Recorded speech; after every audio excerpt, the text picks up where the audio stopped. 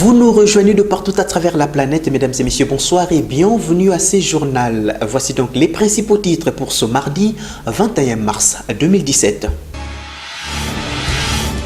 Un enfant d'environ 8 ans a été retrouvé sans mort dans une toilette ce lundi 20 mars 2017.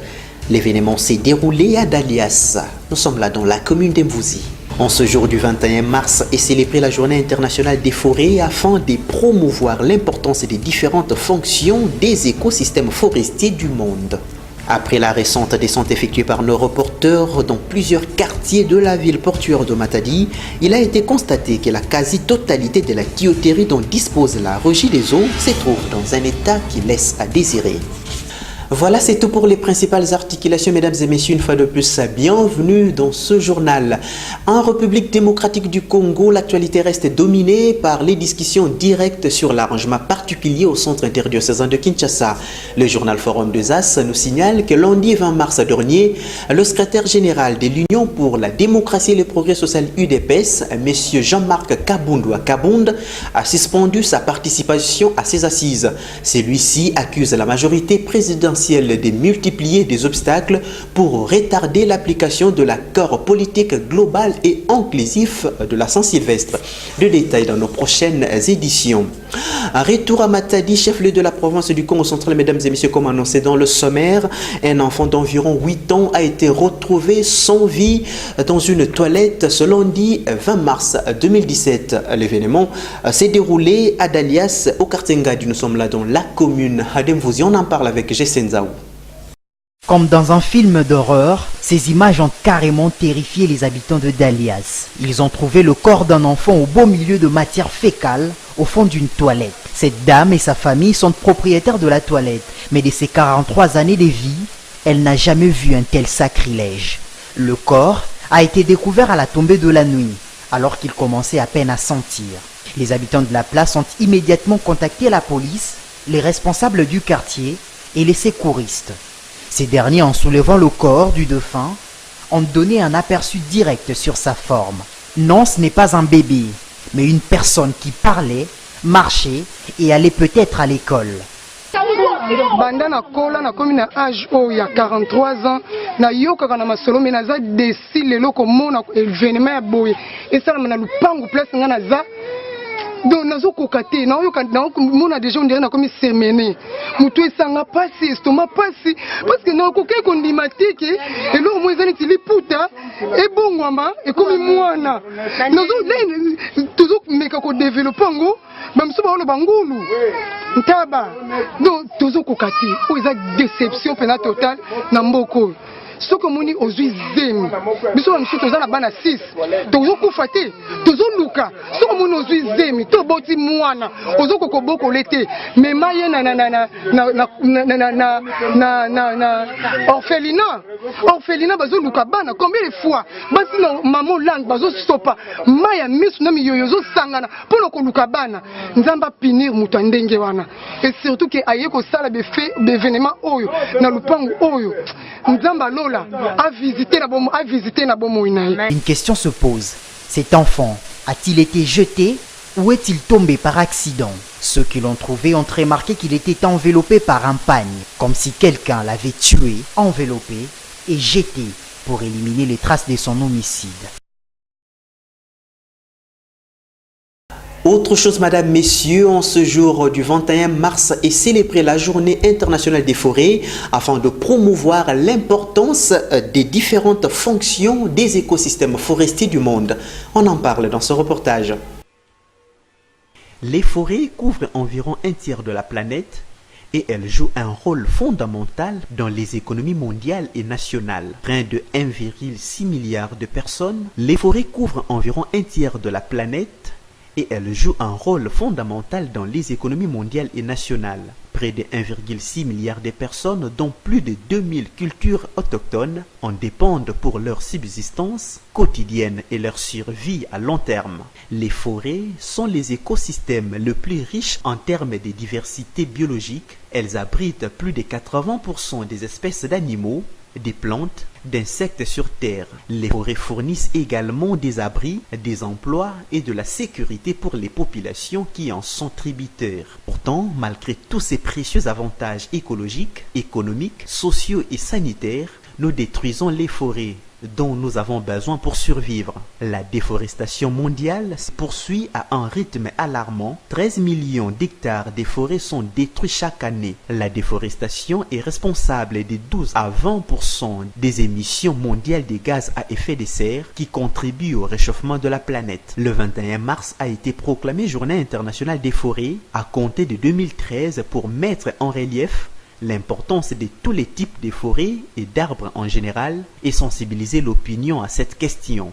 La Journée internationale des forêts encourage tous les États membres à consacrer cette journée, comme il conviendra selon les contextes nationaux, à la présentation et à la promotion d'activités concrètes concernant tous les types de forêts et d'arbres. En zones urbaines, des arbres situés à des emplacements stratégiques peuvent rafraîchir l'air de 2 degrés Celsius à 8 degrés Celsius. Protégeons nos forêts car nos vies en dépendent.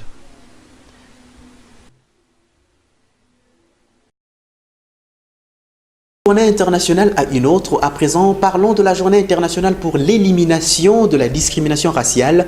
Une journée qui nous rappelle qu'en 1960, à Sharpeville, en Afrique du Sud, la police avait ouvert les feux et tué 69 personnes lors d'une manifestation pacifique contre les lois relatives au laissez-passer imposé par l'apartheid.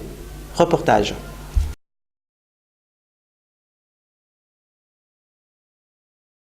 La journée internationale pour l'élimination de la discrimination raciale est célébrée chaque année le 21 mars pour commémorer ces jours de 1960 où à Sharpeville, en Afrique du Sud, la police a ouvert le feu et tué 69 personnes lors d'une manifestation pacifique contre les lois relatives au laissez-passer imposé par l'apartheid. En proclamant la journée internationale en 1966, l'Assemblée a engagé la communauté internationale à redoubler d'efforts pour éliminer toutes les formes de discrimination raciale, résolution 2142 de l'Assemblée générale des Nations unies. À l'occasion de la journée 2004, Kofi Annan, secrétaire général des Nations unies, a eu l'occasion de diffuser le message suivant. Le 21 mars 1960, une manifestation non violente des protestations contre la loi sur les laissez-passer, une des institutions les plus ornies de l'apartheid, eut lieu à Sharpeville en Afrique du Sud.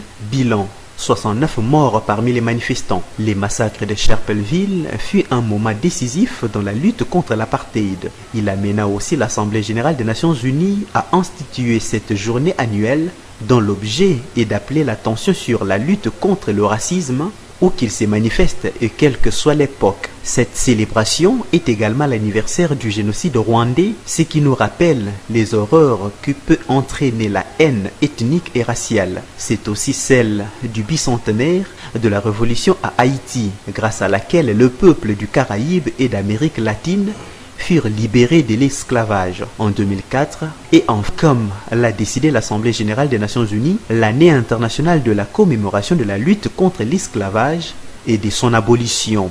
À travers ces 3 événements, nous devons non seulement honorer la mémoire des victimes de tragédies passées, mais aussi manifester notre ferme volonté d'éviter que d'autres ne subissent un sort semblable à l'avenir. La tolérance, le dialogue interculturel et le respect de la diversité sont plus indispensables que jamais dans un monde où le peuple sont plus interconnectés que jamais. Nous comptons sur le gouvernement en particulier pour qu'ils aient la volonté politique nécessaire et agissent résolument. Cette journée internationale pour l'élimination de la discrimination raciale est l'occasion pour chacun de nous de repenser aux principes fondamentaux énoncés dans la Charte des Nations unies et de la Déclaration universelle des droits de l'homme, celui de l'égalité de tous les êtres humains, et le mettre en pratique.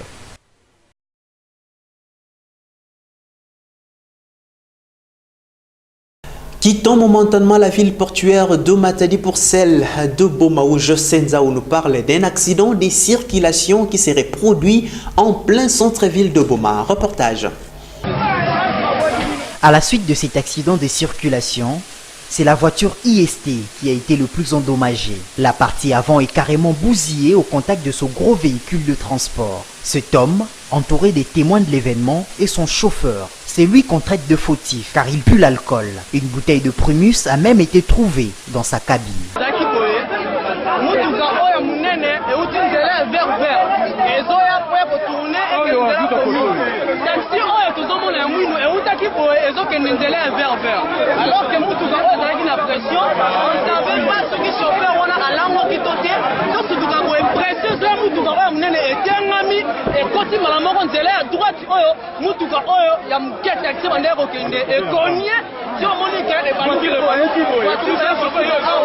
À entendre ces témoins, l'ivresse au volant associée à un excès de vitesse est la cause de cet accident. Ils insinuent que le chauffeur ivre a carrément quitté sa bande pour cogner de face cette voiture IST. Miraculeusement, aucune personne n'a perdu la vie et n'a été terriblement touchée. Pour rappel, c'est entre Ververs et le centre-ville de Boma que cet accident de circulation s'est produit. Le phénomène abandon des véhicules en panne sur les artères refuse de disparaître dans la ville portuaire de Matadi. Sur les tronçons d'Alias, nous sommes là dans la commune d'Mvouzi. Ces engins abandonnés dérangent au plus haut point la circulation routière. Regardez. Les garages sont des endroits appropriés pour le gardiennage et les réparations des engins roulants. Mais à Matadi, nombreux sont ces conducteurs et propriétaires des véhicules qui transforment les artères en lieu de gardiennage. À l'heure qu'il est, la quasi-totalité des infrastructures routières à Matadi est devenue trop étroite suite à cette mauvaise habitude. Les tronçons routiers d'Alias se trouvant dans la commune d'Mvouzi en est un exemple. Des véhicules en mauvais état y sont stationnés, dérangeant ainsi la circulation. Ce comportement est parfois à la base de nombreux cas d'accidents routiers, vu la dimension dans laquelle sont construites nombreuses de nos routes. À l'autorité urbaine de trouver des mesures drastiques pouvant mettre fin à ces phénomènes qui a tant duré. Je vous le disais dans les titres qu'après la récente descente effectuée par nos reporters dans plusieurs quartiers de Matadi, il a été constaté que la quasi-totalité de la tuyauterie dont dispose la Régie des eaux se trouve dans un état qui laisse à désirer. Reportage signé Jesenzao. À Dalias, les conséquences de ce tuyau troué sont carrément embarrassantes.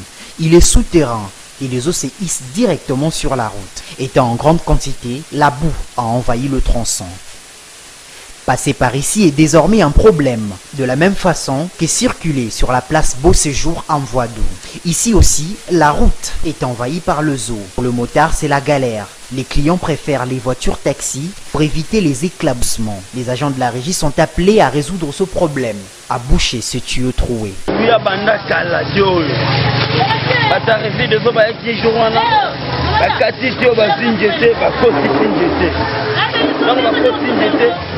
bakei dans 2 jours après mai comme kobima pression wana nde longo njete comme bimisa mai yango fallait pas y avoir bongisation yo peut être bana kasi bazole kakawa o mona bana kasi bazole kakawa bazobebe ba uniforme zobeba bango za malamu te yango en tout cas ba ya no kipona ko bongisa esika opo batambola ka malamu bat musoma ba kine musala bazobeba bilama pona mai za malamu te en tout cas pas ko bongisa po te. Cette société de tutelle est aussi priée de dépêcher ses agents à Ndimba Antoine, endroit où un tuyau troué déverse de l'eau en quantité non négligeable à même le sol.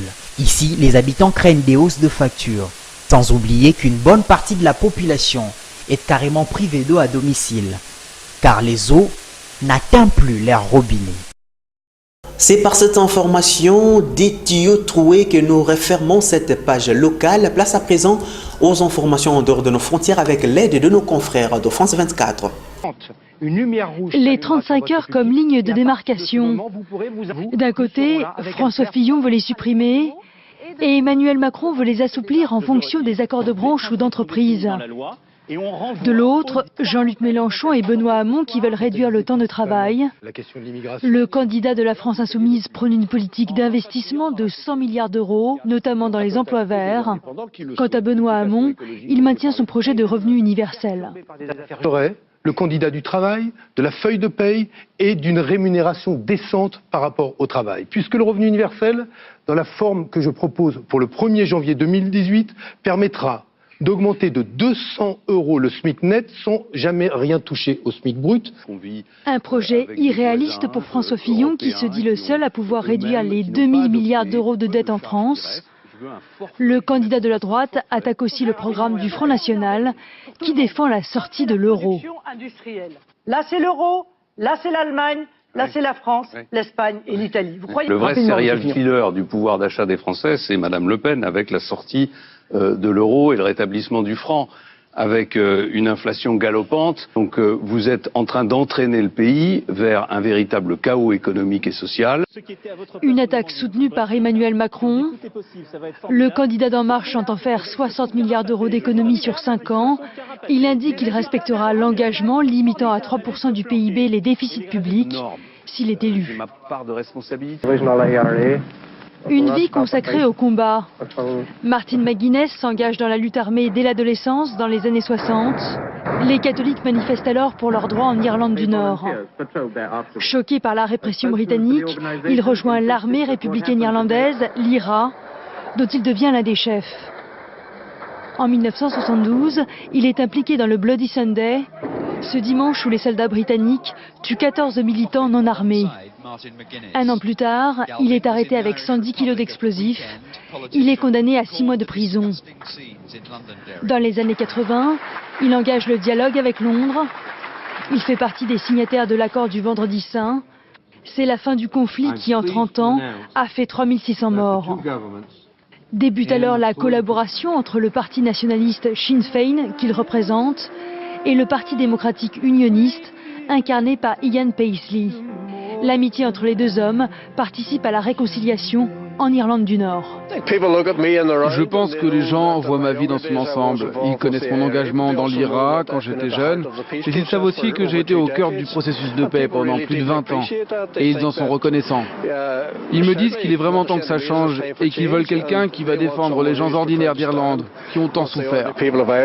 Ça, c'est un établissement normalement réservé aux adolescents, mais sur près de 200 pensionnaires, 39 sont adultes et en tout, 56 sont issus du gang criminel Barrio 18, l'un des plus dangereux du pays.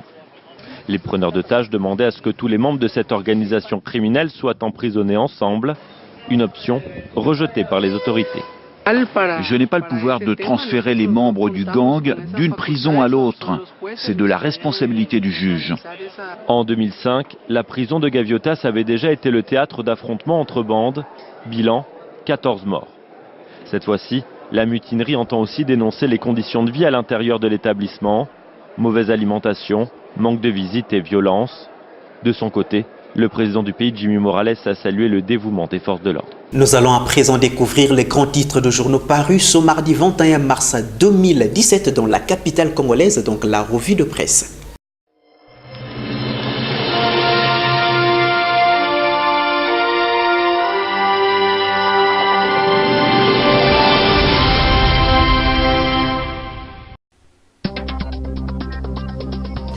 Revue de presse du mardi 21 mars 2017. Les discussions sur l'arrangement particulier de l'accord du 31 décembre et la possibilité de les clôturer le 27 mars sont largement commentées par la presse de Kinshasa. La signature de l'arrangement particulier, appendice à l'accord du 31 décembre 2016, devrait intervenir en principe le lundi 27 mars 2017 au centre interdiocésain, annonce le journal Le Phare qui reprend les propos de Monseigneur Fridolin Ambongo, vice-président de la SENCO, concernant les divergences qui persistent entre la majorité présidentielle et le Rassemblement, notamment au sujet du mode de désignation du Premier ministre et la succession du regretté Etienne Tshisekedi à la présidence du Conseil national de suivi de l'accord, rapporte le journal. Monseigneur Ambongo a indiqué que les discussions vont se poursuivre ce mardi en format réduit. Autre fait marquant des négociations ce lundi 20 mars au centre interdiocésain, le secrétaire général de l'Union pour la démocratie et le progrès social UDPS, Jean-Marc Kabound à Kabound, a suspendu sa participation aux discussions directes sur l'arrangement particulier, accusant la majorité présidentielle de multiplier des obstacles pour retarder l'application de l'accord politique global et inclusif de la Saint-Sylvestre, rapporte au Forum de Zas.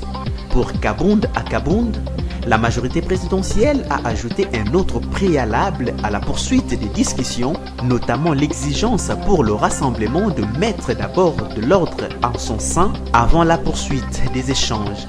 Alors que Jean-Marc Kabound et l'UDPS quittent les discussions directes, Monseigneur Utembi et Okitundu devant les conseils de sécurité titrent la prospérité. Les conseils de sécurité de l'ONU tient ce mardi 21 mars 2017 à New York une séance de travail sur la reconduction et le renforcement du mandat de la MONUSCO, rappelle le tabloïd.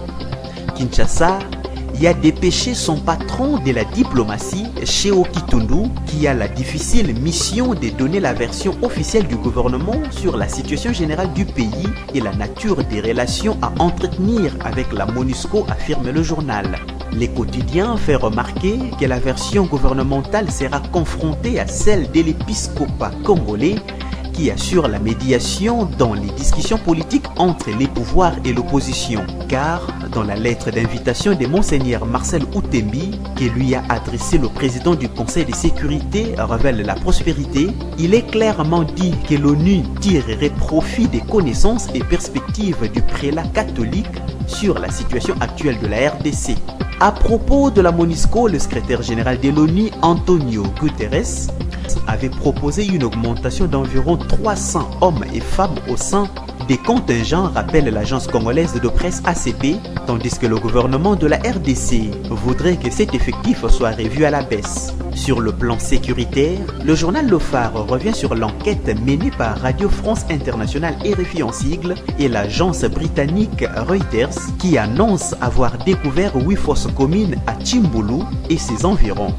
Ces médias disent avoir communiqué ces informations à l'auditeur général des FARDC qui a promis d'ouvrir une nouvelle enquête. C'est tout pour cette revue de presse. Merci de l'avoir suivi.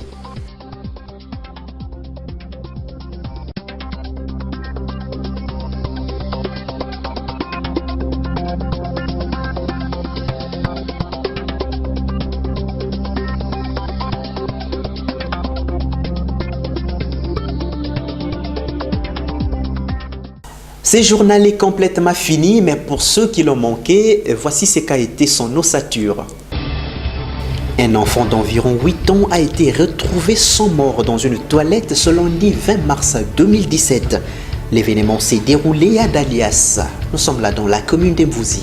En ce jour du 21 mars est célébrée la Journée internationale des forêts afin de promouvoir l'importance des différentes fonctions des écosystèmes forestiers du monde. Après la récente descente effectuée par nos reporters dans plusieurs quartiers de la ville portuaire de Matadi, il a été constaté que la quasi-totalité de la tuyauterie dont dispose la Régie des eaux se trouve dans un état qui laisse à désirer. C'est la fin de ce journal. Merci à vous, mesdames et messieurs, de l'avoir suivi de partout à travers le monde. Retrouvez ce mercredi à 18h Jesenzao pour une autre édition. Quant à moi, je vous retrouve le jeudi prochain. D'ici là, portez-vous bien en compagnie, bien sûr, de nos programmes intéressants et surtout, ne zappez pas. Au revoir.